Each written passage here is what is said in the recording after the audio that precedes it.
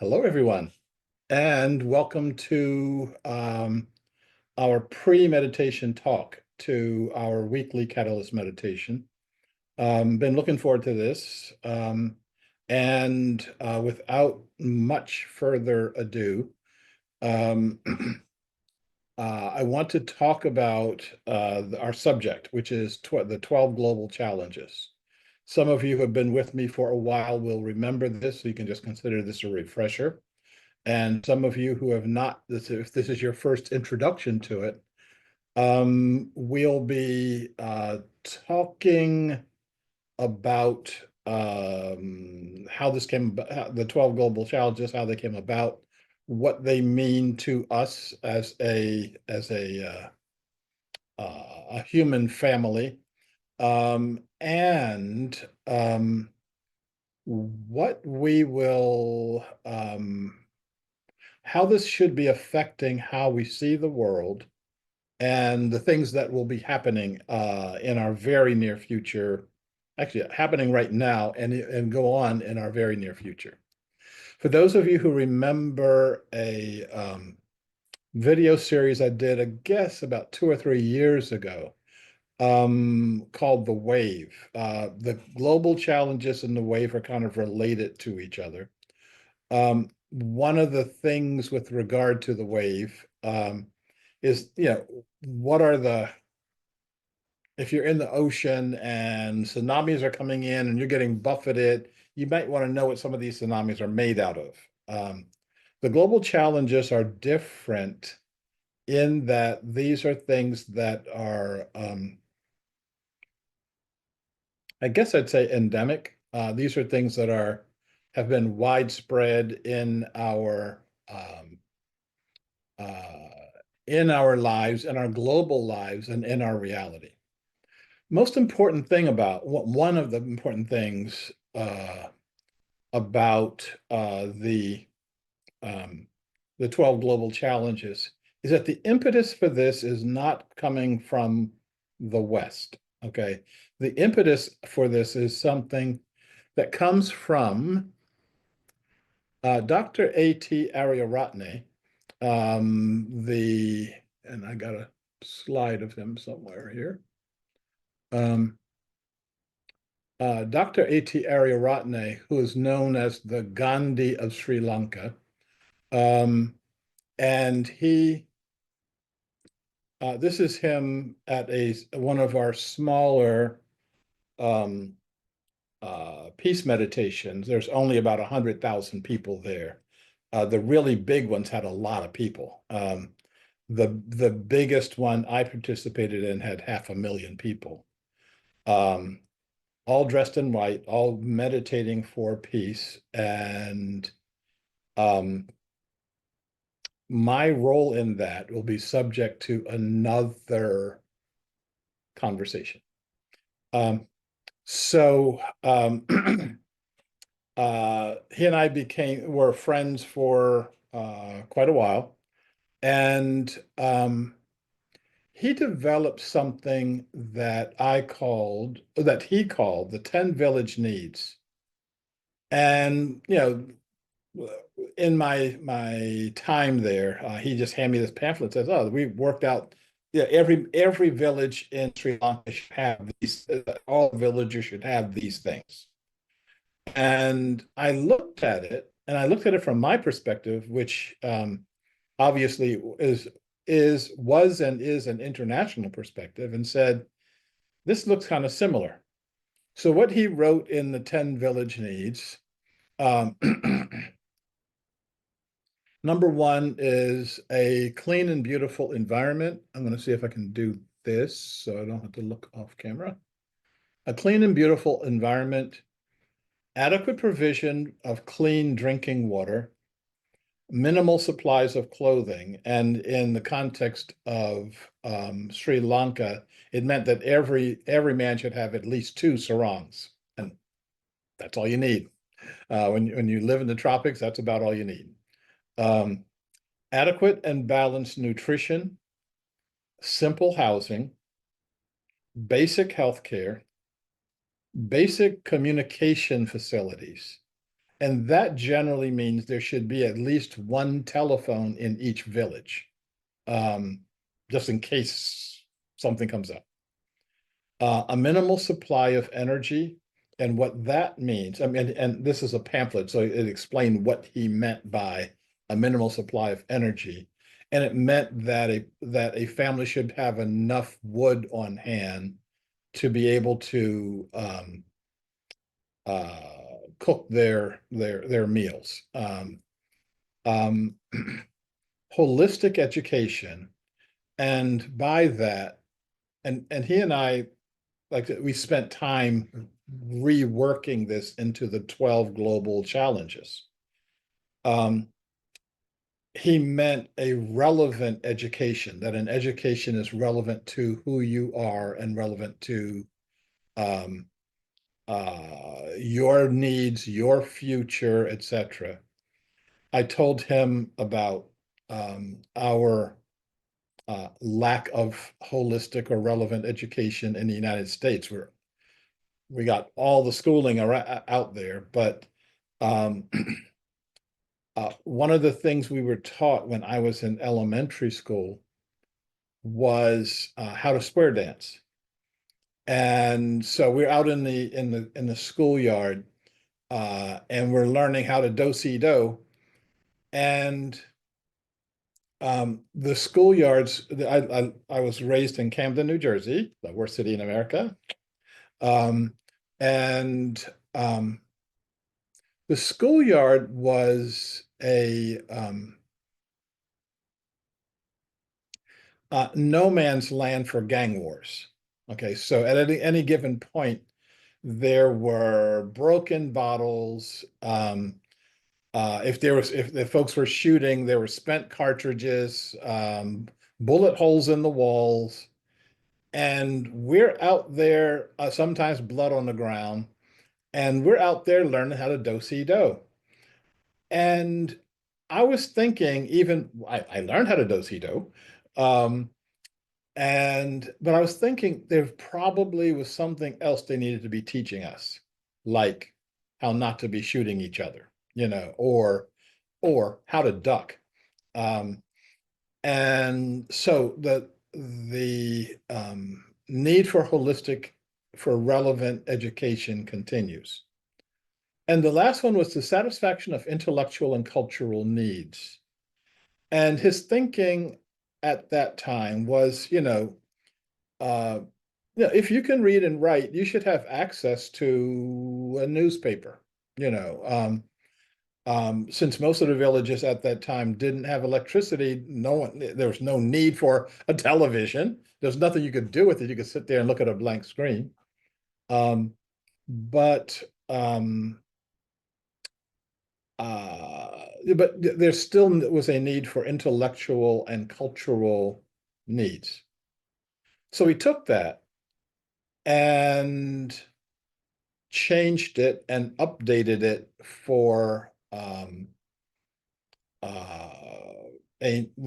for a global audience and for a new world, so that this should be relevant to whether it should be relevant regardless of whether or not you are um, uh, living in a very rural agrarian society like Sri Lanka, or you are living in um, the West or anywhere in between.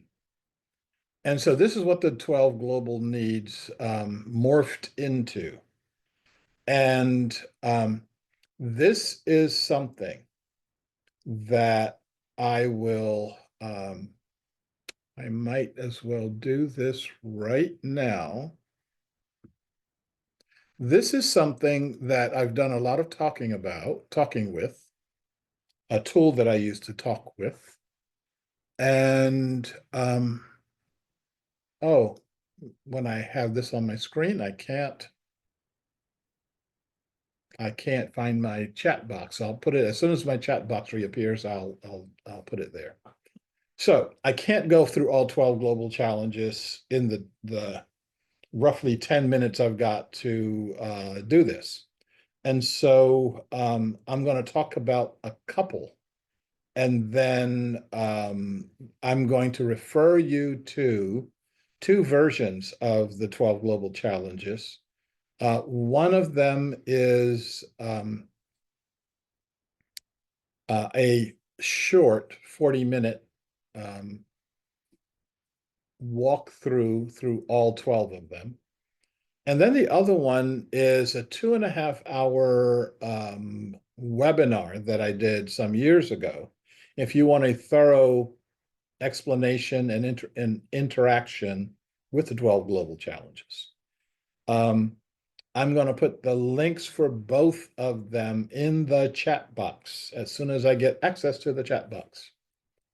But for right now, I'm going to go through the first couple, and then we'll see where we go from there. So the first of the 12 global challenges, and there's a 13th challenge. All the things that you see, that you will see, that we will talk about, we tend to think of them sequentially. So if you think about a security issue, we talk about security, et cetera. If you think about water issues, and right now water is a big deal, and who has it and who doesn't, who has too much of it, et cetera. But what happens if everything happens at once? What is the strategy that we have in our society for everything going south at the same time? I don't want you to look too hard for that strategy. There isn't one. We don't have one. And the people that we rely on having that strategy have no idea what we're talking about. They would have no idea what these 12 global challenges are. They are focused on the Russians, okay? And that's it. That's it for security. Or they're focused on somebody's trying to cut our water supply off, and that's all they're concerned with. We, the new leaders of a new society in a new century, have to be focused differently. And that's the job of our catalyst meditation what's one of the jobs of our catalyst meditation is to help us to focus differently. So it all happens, it all possibly happens at once. So our first challenge is the challenge of security. And in breaker society, all that hardware down there is supposed to supply security to us. Right now, we're engaged in what I call deep identity wars. And by deep identity, and I do several workshops on this, which is, I think, a very key element. That your deep identity are the parts of your identity that you acquired before you acquired the capacity for rational thought. These are the parts of your own identity that you can't think about. There was no thinking process inside of you to think about it. These are things like race, ethnicity, culture that you got them before you were 7 years old. So congratulations, you got it, and you have no idea what you got. Gender, language, class, religion, if your family raised you in a religion. All these things are pieces of your identity that you can't think about. Right now, when you look at the 100 or so wars that are happening on our planet, which we don't even know about, we don't even know, we Americans don't know about the ones we start. Many of them are around not nation states, but they're around deep identities. The meta mess that's in the Middle East right now is not between two warring states. It's we're not even sure who it's about. This gets us to our second level of non-state wars. So Israel is a state. Hamas is an organization. It's not a state. It has no borders. It has no ideology. It's not represented in the UN. It's it's big enough to fight a state to a standstill, which is unfortunately where things are in the Middle East right now.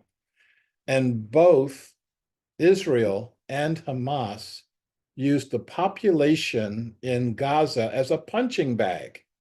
You know, they no, if I keep going down that road, I'm going to stay on that road. So that I go into that a lot deeper in these two um,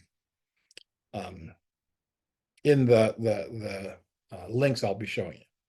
So deep identity wars, non-state wars, techno wars. The technology of warfare has gone sky high, and we don't even know what it is or what it even looks like. We're hearing about these drone battles between um, Russia and the Ukraine. And most of us have never seen a drone. We have no idea what it looks like. We don't know what a drone battle looks like. Um, um, how can you throw, you know, 1,000 pieces of munition at somebody else and not hit anything because their anti-drone is the match of your drone? And we can spend tons of our time and our energy and our money on this stuff and produce no positive results. And one of the other issues of security is what I call violence overload. Um,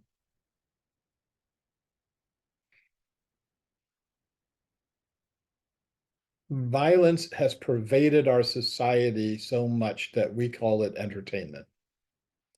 And we get to the point where we can't distinguish between the two aspects of being entertained by something and having and something that has a violent outcome. Um, I'll give you a personal example. I was looking at a video that was showing the capabilities of a minigun.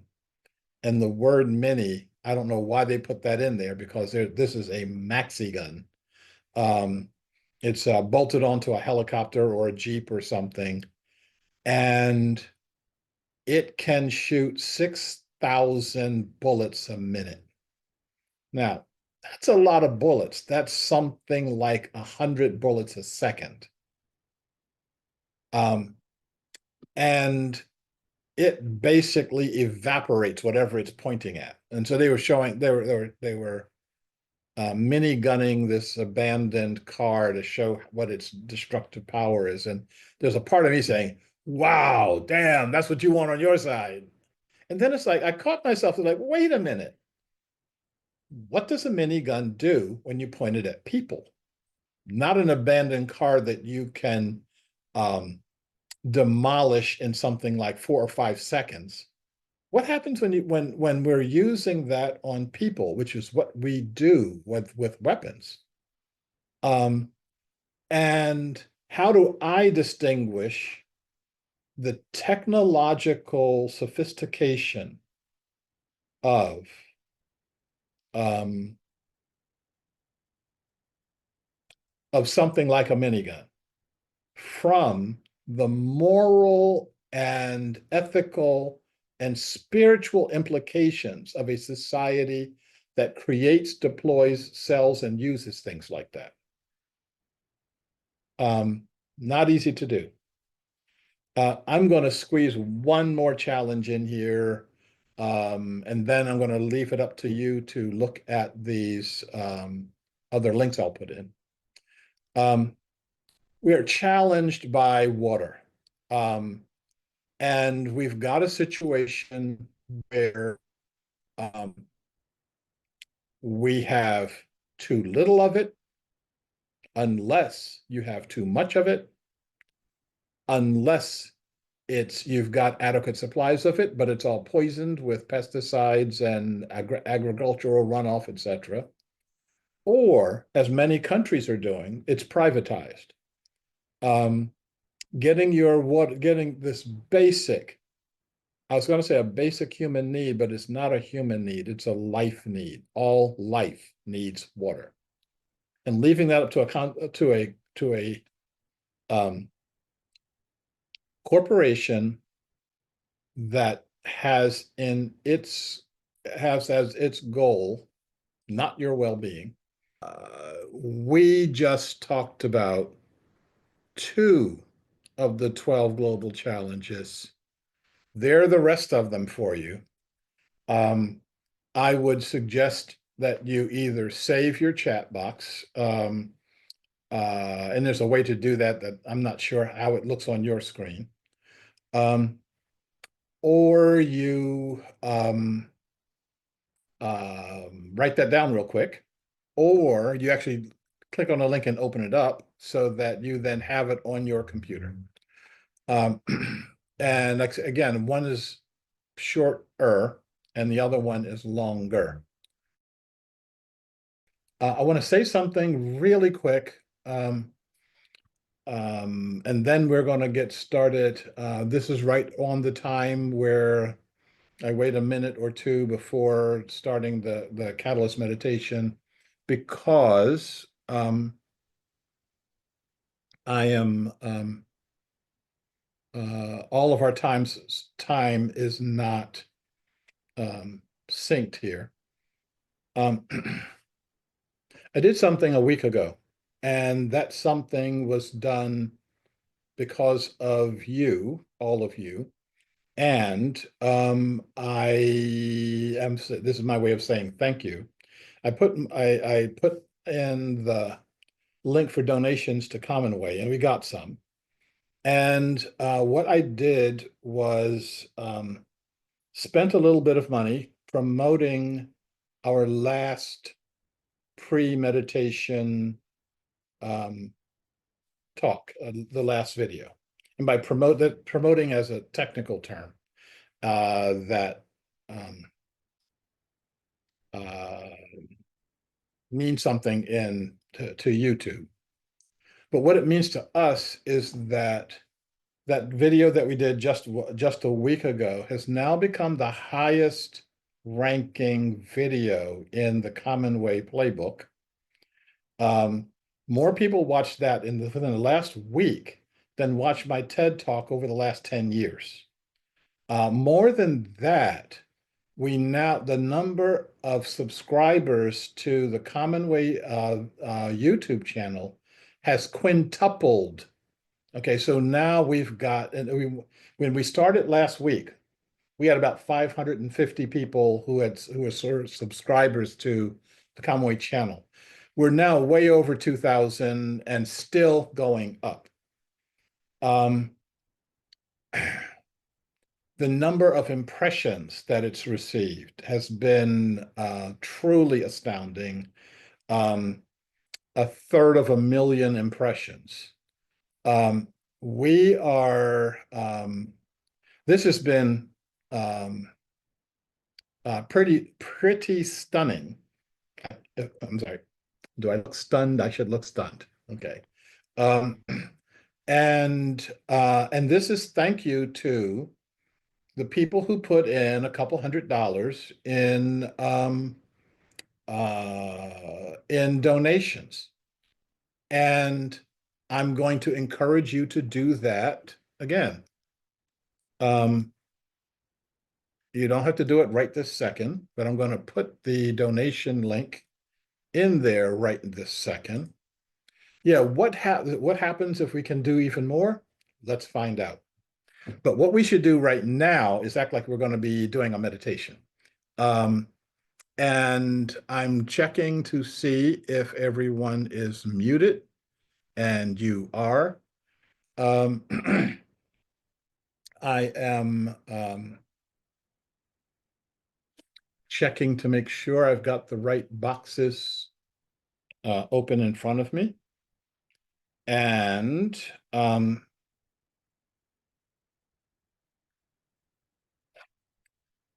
going to say,